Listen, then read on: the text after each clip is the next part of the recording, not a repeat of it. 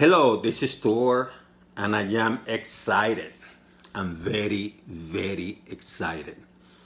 I have the perfect tomahawk steak, and I got it from the local butcher. And what made this steak so perfect is that unlike the ones that you buy at the supermarket or eat at a restaurant, and I'm talking about the long bone tomahawk steak, typically they don't have meat in the bone. This one has meat. This one has meat. So beautiful. So I had a conversation a few days ago with my local butcher, and I explained to him how I envision the perfect tomahawk steak.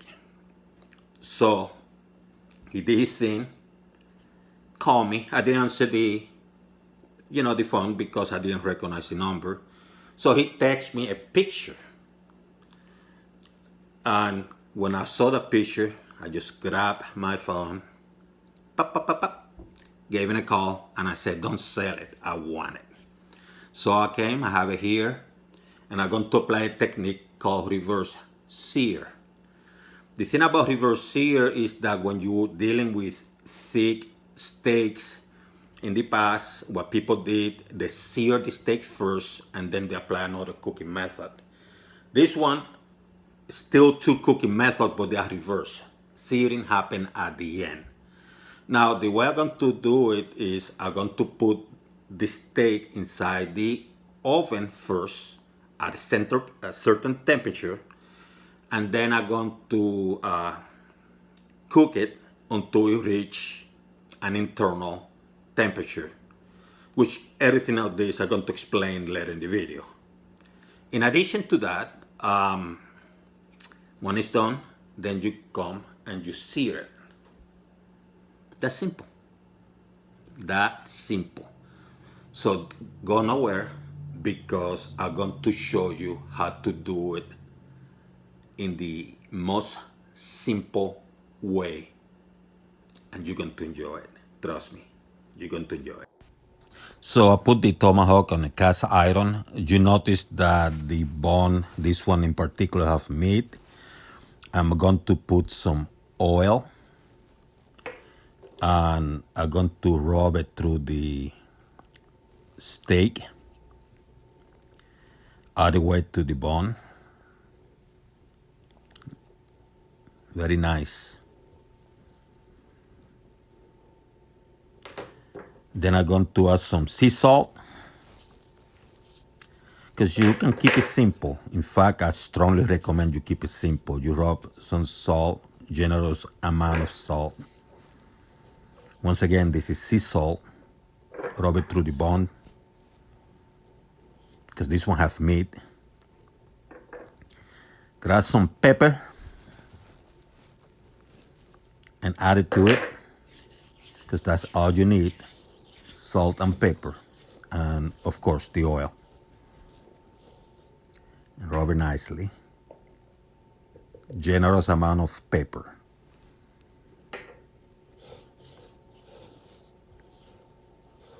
Very nice.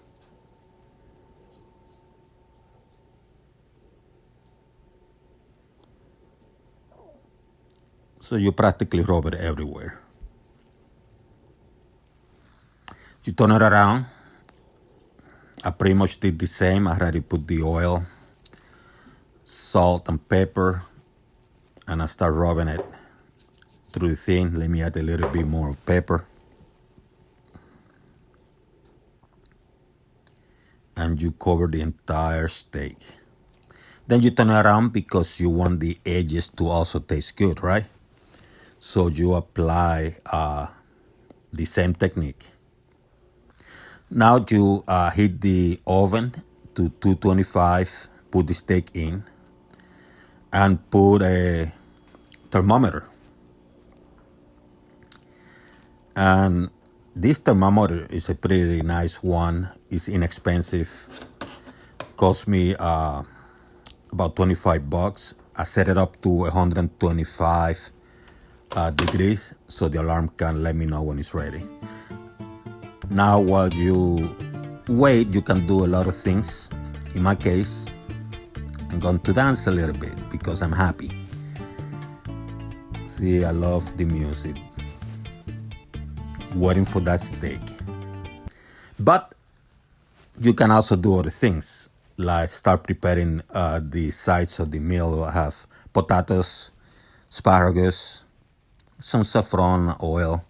That was wild rice. And I have a butter mix that I prepare myself, with garlic, oregano, fresh oregano, saffron, sea salt, pepper. The alarm is about to come up, so I pull the steak. And I did check it out twice to make sure it's 125 degrees inside. And then you start cooking. Now you have to make sure that the pan is very hot before you put the oil on it. And you cook it like you cook a steak, but because this one is very thick, I'm cooking about 5 minutes each side. So I started first on this side. Let it cook, let it sizzle. Then you turn it around and do the same on the other side. See how well it's cooking? Then this is when you add the butter. And this butter smells fantastic. See how the butter is melting? And then you grab some thyme because you want to add a nice smell to the steak in addition to flavor. You let the butter melt. Grab a spoon and you start adding the butter on top of the steak, on top of the thyme. See?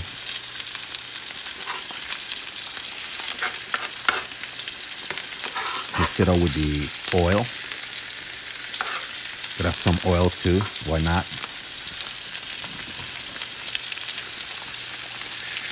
Let's melt more butter and continue adding it to it.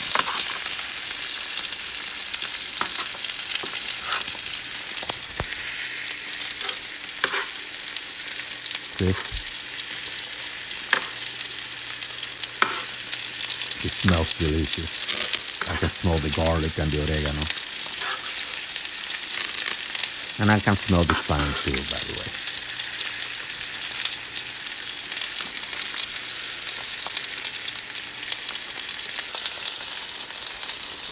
You cannot neglect the bun side of the tomahawk because this one has meat, so I have to put a little bit of that flavorful oil and butter.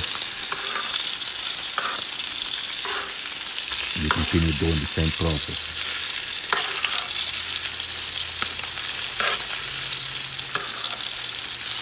Butter and oil. And then you turn it to the side. I use a clean rag to hold the end of the bun as I start cooking the edge. And then you let it rest for 5 minutes. This thing looks beautiful. So it's resting, and then you cut it. Add your side dishes, and it's ready to eat. What a beautiful piece of meat. See the pink? Medium rare. This is perfect.